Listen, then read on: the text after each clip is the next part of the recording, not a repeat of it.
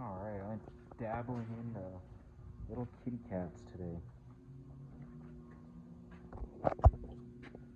Looks relatively good.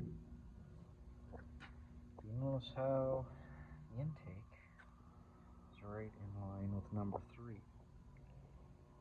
Well, somebody got a little trigger happy with the ether, and that's piston number 3. So I'm gonna, rather than rebuilding, I'm just gonna find and actually I have another unit, and I'm gonna rip the engine out of and make 2 trucks good.